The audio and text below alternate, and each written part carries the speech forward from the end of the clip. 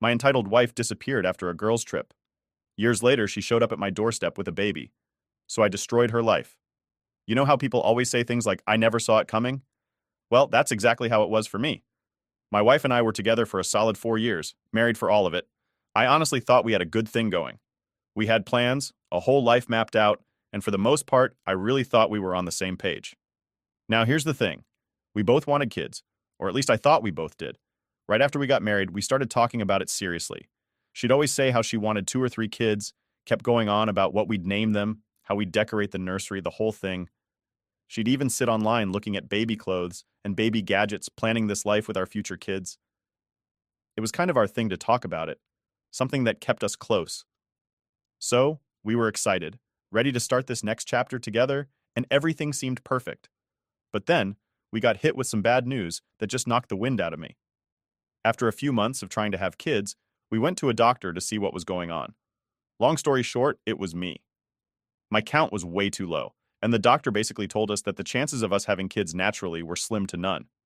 It was like a punch to the gut. I felt useless. All those plans we had, just gone in an instant.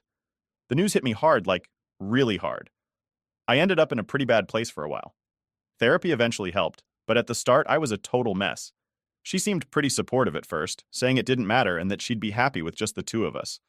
But even from the beginning, there was something off about how she said it. It's like she just dropped it way too quickly. One minute, she was all about having a family, and the next, she's saying she didn't need kids to be happy. Now, don't get me wrong, I get that people change their minds. But her whole attitude felt weird to me. She'd gone from daydreaming about baby names to just flat out avoiding any talk about kids. And not just that, it was like she started seeing me differently too. Out of nowhere, she'd make these small digs at me, stuff she'd never said before. Comments about how I wasn't taking care of myself, how maybe I should get in shape or be more productive around the house. And yeah, maybe I'd put on a few pounds, but it was like she was just finding things to blame me for. When I confronted her, asking what was up with the sudden attitude change, she'd brush it off. She'd tell me I was imagining things, that I was just being overly sensitive. But I knew something was up. The woman I married, the one who used to sit with me for hours talking about our future, she was different. She wasn't mean exactly, but there was this coldness, like she'd already checked out mentally and was just going through the motions. And over time, I guess I started to believe her when she said everything was fine. I stopped pushing because I didn't want to come across as insecure or needy. Anyway, fast forward a few years and we were just living day by day. We'd fallen into this routine where we barely talked about anything meaningful. It was like we were roommates more than husband and wife. I tried bringing up other options, adoption, surrogacy, but every time she'd shut it down, saying she didn't want to think about it. She'd say, I'm happy as long as we're together. But I never fully bought it. It felt like she was trying to convince herself more than me. Then, out of nowhere, she tells me she wants to go on a girls' trip. Now, it wasn't unusual for her to go on trips with her friends. She'd done it a few times before, and I always supported her. We lived in Brighton, and she'd talk about how she wanted to go to America with her friends for a while. I didn't think twice about it because we'd built up this trust over the years. So, I even helped her pack, made sure she had everything she needed, and dropped her off at the airport. I remember the last thing she said before she left. She turned to me and said, "Thank you for being so supportive." I thought it was a little weird that she'd say that. It's not like I'd done anything special. But she seemed so genuine, so I brushed it off as her just being appreciative. That night, I stayed up so I could call her once she landed, just to make sure everything went smoothly. Her flight was supposed to take about 9 hours, so I kept myself busy around the house, watching TV, checking the clock, and waiting for her to text me that she'd landed. Once I saw her flight had touched down, I gave her a call to check in. The phone rang and rang, but no answer. I figured she was tired, maybe went straight to her hotel and crashed, so I didn't think too much of it. But then, morning rolled around, and I still hadn't heard from her. I started feeling this gnawing worry in the pit of my stomach. I tried calling again. Then I sent a few texts, thinking maybe she was just busy or her phone was on silent. But after a few more hours of radio silence, I was officially freaking out. I ended up calling her sister to see if maybe she'd heard from her. Nothing. By now, I was seriously starting to panic. I even went as far as calling her friends, the ones who were supposed to be on the trip with her, thinking maybe something had gone wrong with her phone, or maybe she just hadn't had the chance to check in. But when I called them, they were confused too, because they weren't on the trip with her. They were sitting 2 blocks away, back home, having coffee. That was when it really hit me. She wasn't on a girls' trip. She wasn't with friends. She hadn't gone anywhere with anyone, she was just gone. I sat there, holding the phone, and it felt like my stomach dropped through the floor. I couldn't wrap my head around it. Why would she lie to me like that? Why would she just leave without telling me? I tried to convince myself it was some kind of mistake, like maybe she'd missed a connecting flight, or there'd been some emergency and she hadn't been able to call. But deep down, I knew. She'd planned this, the whole girls' trip thing, her saying thank you for being supportive. It was all part of whatever she'd been cooking up in her head. I didn't know what to do. I felt like I was living in some nightmare where I couldn't wake up. This wasn't the woman I'd married. This was someone I didn't even recognize. All the pieces started clicking together, the coldness, the way she'd stopped talking about our future, those little jabs about my looks and my health. She'd been pulling away for a long time, and I just hadn't seen it. Or maybe I hadn't wanted to see it. That night, I just sat there staring at my phone, hoping for a text, a call, anything. But nothing came, and deep down I knew it wouldn't. Waking up the next morning, I remember just lying there, staring at the ceiling, hoping maybe it was all some messed up dream. But her side of the bed was empty, and reality hit hard. She'd actually left. She'd packed her bags and vanished, and all those reassurances I'd told myself the night before, that maybe she was delayed or her phone died, they didn't hold up anymore. It was obvious she'd planned this and wanted out. The first few days, I was in total denial. I'd keep calling her phone, hoping I'd hear her voice on the other end, maybe get an explanation. I even left messages. I didn't know what to say half the time, but I kept leaving them, hoping something would get through to her. But all I got was silence, which somehow made it feel worse. It's like I was left to figure it out on my own, with no idea what went wrong, like I was a stranger to her all along. At first, her family was as shocked as I was.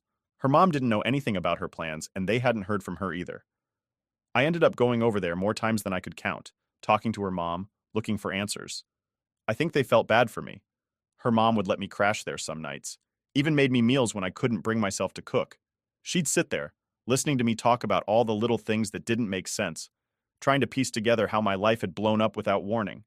And I'll be honest, sometimes I just sat there in silence, too numb to say anything. I went from one extreme to another: anger, sadness, guilt. I'd keep asking myself what I did wrong. Did I miss some sign? Did I not give her enough attention?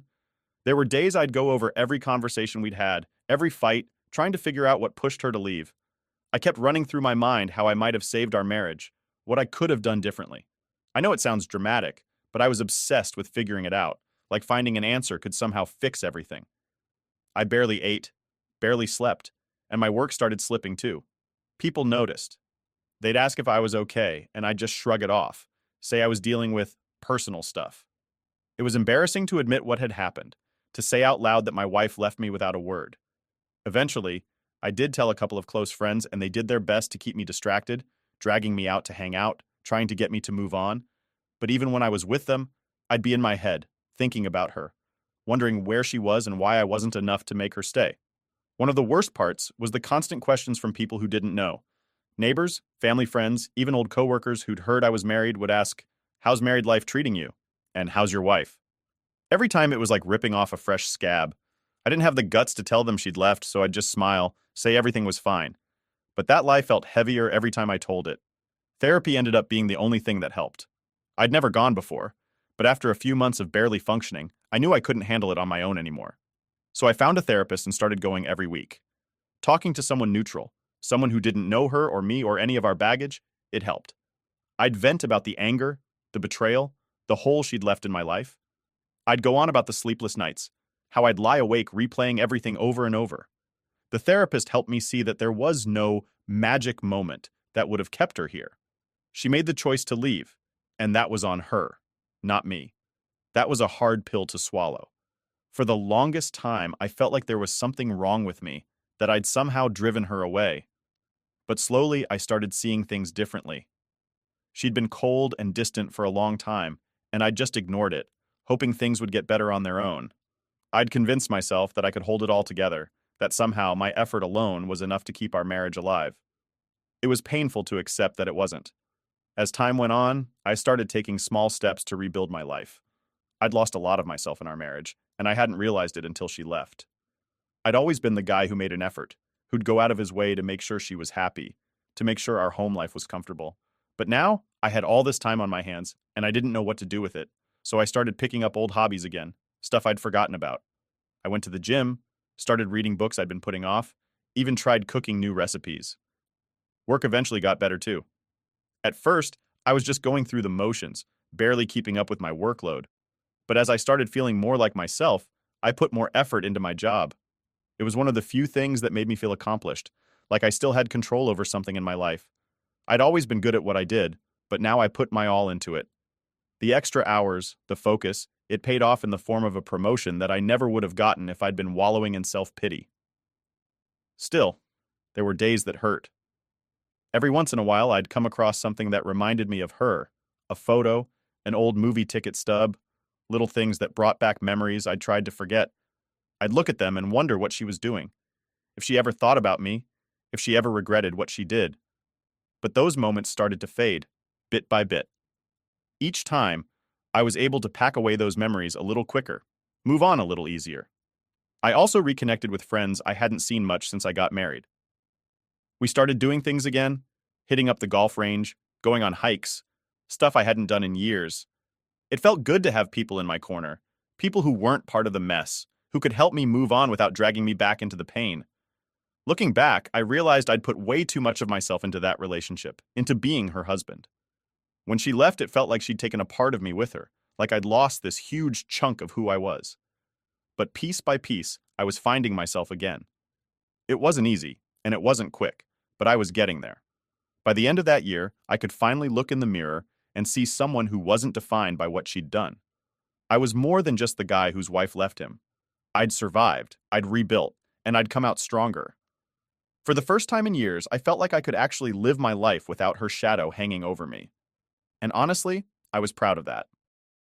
I thought I'd put everything behind me. Life had finally started feeling normal again, or at least as close to normal as it could get after all that mess.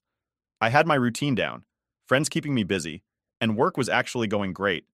I'd even stopped thinking about her every day. I mean, I still had my moments where some random memory would sneak up on me, but it wasn't like before, where every second of my life was somehow connected to her.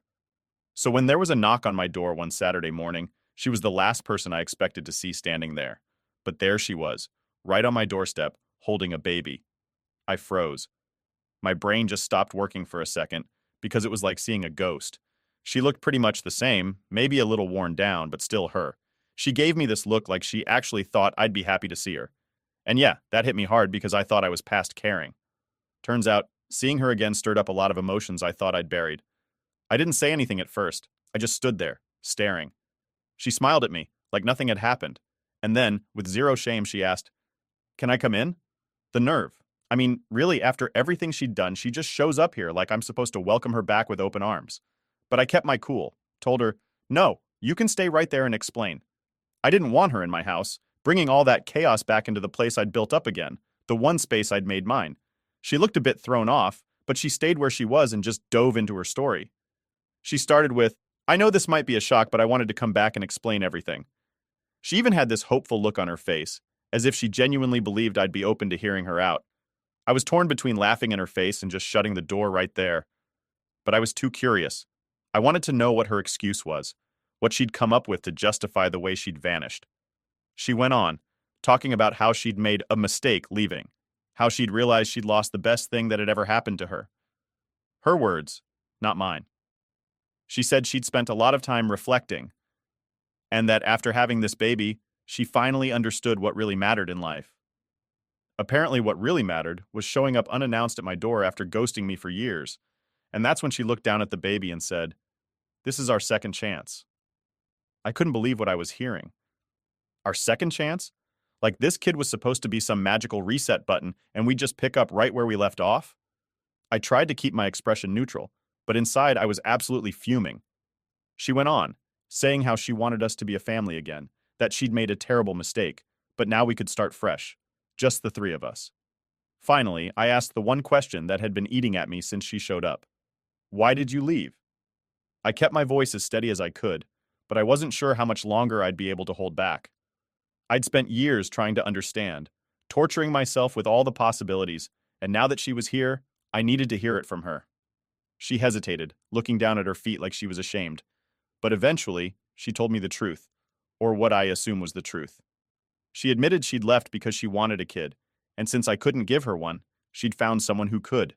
She actually said it like it was no big deal, as if she hadn't shattered my life, as if I was supposed to just nod and accept it. She explained that the guy she'd left with didn't stick around, but by then she'd had the baby and realized she wanted me back. Just like that. Simple. I took a minute to process what she was saying.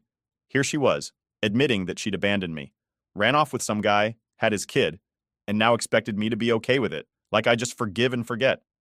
I told her, "So you left, found someone else, had his baby, and now you think you can come back and pretend like nothing happened?" She started crying, saying she was sorry, that she'd made a huge mistake, but that didn't move me at all. She kept saying how she realized that I was the one she truly loved, and that we were meant to be together. Honestly, it was hard to keep a straight face. I couldn't believe how delusional she sounded. This wasn't love. This was desperation, and I could see it all over her face. Then she tried to guilt trip me, going on about how it wasn't easy being a single mom, how hard it had been for her. She actually tried to make herself the victim in all this, as if her choices hadn't led to exactly where she was now.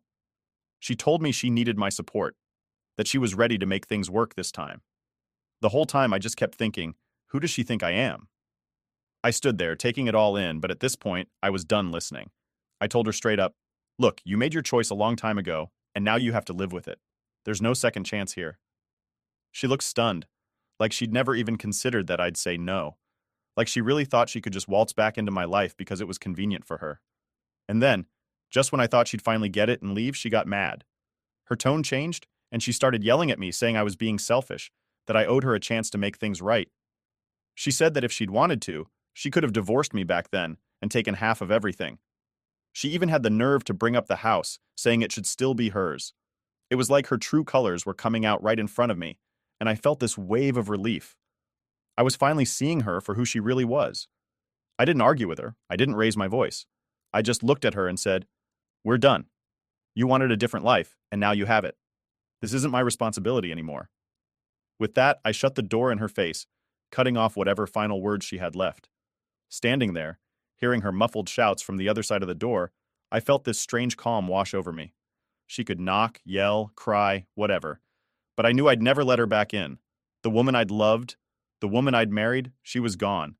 And in her place was this stranger who thought she could pick up the pieces when it suited her. I walked away from the door and sat down, feeling lighter than I had in years. After I slammed the door on her, I thought that was it. I figured she'd get the message and just leave. But no. Instead, she started banging on the door, yelling all kinds of things. I couldn't believe the nerve. There I was, in the one place that was mine, the one place I'd managed to rebuild from the mess she'd left me in, and she had the audacity to stand there, demanding I listen to her. At first, I thought about ignoring it, just letting her scream until she got tired. But then I got curious.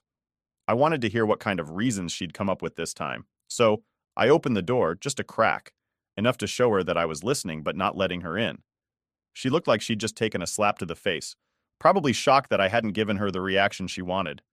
She launched into this whole monologue about how she was willing to forgive me for slamming the door on her and how she was ready to start fresh, like we were just having a normal spat, not dealing with her abandonment. She kept going on about how we could make things work if we both put in the effort. At that point, I couldn't hold back. I laughed, actually laughed, because the sheer nerve of this woman was beyond anything I'd ever seen. She looked furious when I did that, like I was supposed to feel bad for not taking her seriously. I told her, "You left. You had your chance and you threw it all away. I'm not just going to pretend none of that happened because you feel like it." Her face went red, and she started saying things like, "You don't understand how hard it was for me." She went on about how she'd been so lost after leaving, and how she'd realized too late that she'd made a mistake. But I wasn't buying it. I told her that leaving was a choice she made.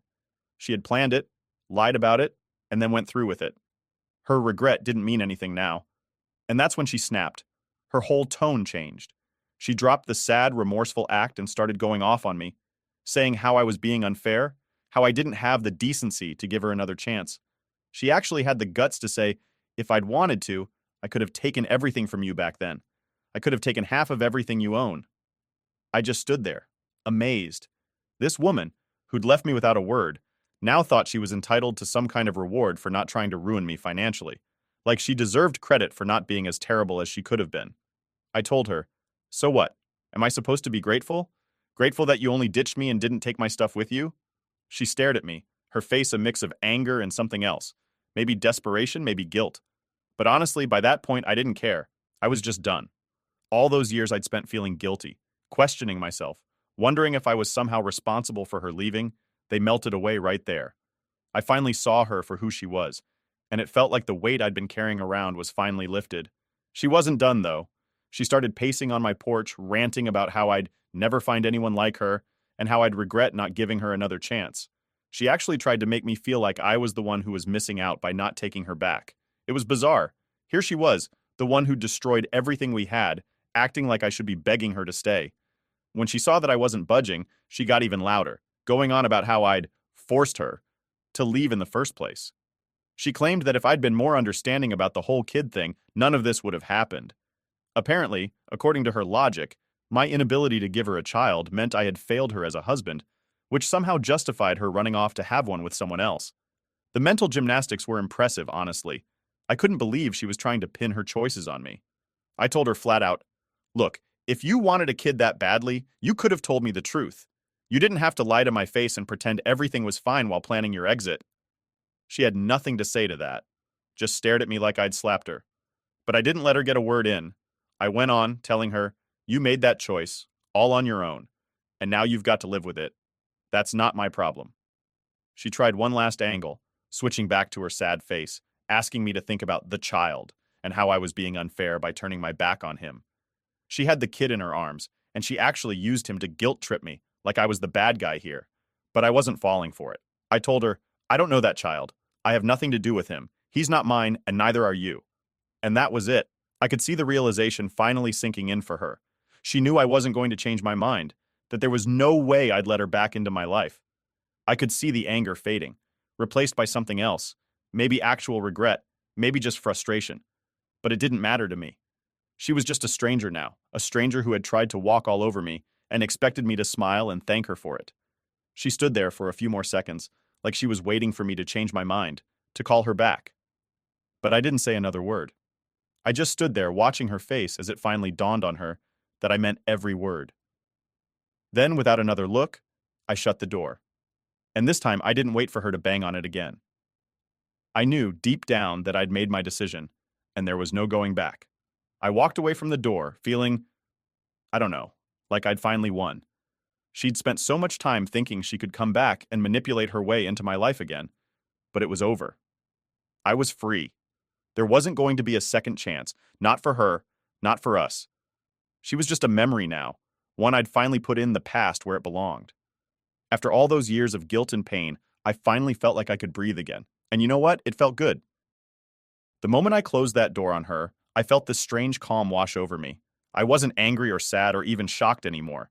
It was like every ounce of energy I'd spent on her for years, all the regret, the guilt, the endless wondering, it just vanished. I'd finally gotten the closure I didn't know I needed, and I was ready to move forward. It was over. For real, this time. But of course, things didn't end as cleanly as I'd hoped. A few days later, I got a text from her mom. She was apologizing, saying she was ashamed of how her daughter had handled everything and that she'd tried to talk some sense into her. But obviously, it hadn't worked. Her mom was a good person. She'd helped me out a lot after her daughter left, and I could tell she was genuinely upset about the whole thing. I didn't hold anything against her, but I wasn't interested in being roped back into that mess. I just replied with a polite, "Thanks for checking in," and left it at that. I wasn't going to give her mom any more details, and I wasn't going to waste time explaining my decision. She understood enough to know it was over. Over the next few weeks, I heard bits and pieces through mutual friends and social media. Apparently, she'd gone back to living with her parents, and it wasn't going smoothly. The guy she'd left me for, the kid's father, wasn't involved at all. He'd completely bailed. I guess he hadn't signed up for the long haul, and now she was stuck figuring it out on her own. She'd pretty much burned every bridge, so there weren't many people willing to lend a hand. Her old friends, the ones who were on my side when she first disappeared, had no sympathy for her. They'd all moved on and weren't too keen on getting dragged back into her drama. Can't blame them. Her parents weren't exactly thrilled either. They weren't in a great financial position to support her and a baby. I knew this because, not long after the text from her mom, I got a call from her dad. I almost didn't answer, but curiosity got the best of me. He was polite but direct, said they were struggling to make ends meet, and hinted that maybe I could help out a bit. He said, "We know you cared about her once," and kept going on about the baby and how hard things were for them. I listened politely, but when he started going on about how his daughter just needs a little support to get back on her feet, I couldn't help but laugh a little. Not out loud, but you get the point. I told him as nicely as I could that his daughter's choices were her own and that I wasn't in any position or mindset to help. I think he got the message because he didn't press further. The next thing I know, her friends start reaching out, people I hadn't heard from in years. A few tried the guilt angle, saying she was going through a rough time and that maybe I could find it in my heart to give her another chance. Another friend of hers even had the nerve to suggest that the kid needed a father figure and that I shouldn't let my bitterness get in the way of helping him out. But I stood my ground. I wasn't going to let anyone make me feel bad for finally choosing myself after years of feeling like I'd never be enough. I'd given that woman everything I had, and she'd thrown it away. The least she could do was own her choices instead of expecting me to bail her out. Over time, the calls and messages slowed down, and eventually, they stopped altogether. It was like everyone finally understood that I was serious, that I'd moved on and wasn't going to be roped back in. And that's when the real peace set in. My life felt quiet, normal, in a way it hadn't in years.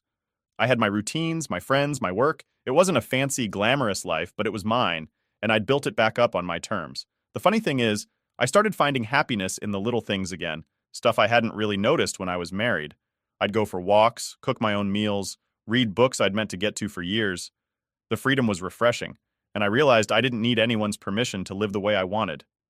For once, I wasn't constantly worried about someone else's approval or happiness. It was like I'd gotten my life back, piece by piece. Every now and then, I'd run into someone who knew both of us, and they'd ask, "Hey, whatever happened with her?" I'd give a brief, polite answer and change the subject. It wasn't that I was hiding anything. I just didn't want to keep revisiting a chapter that was so clearly over. She was part of my past, and I'd finally learned how to leave her there. As for her, last I heard, things weren't going great.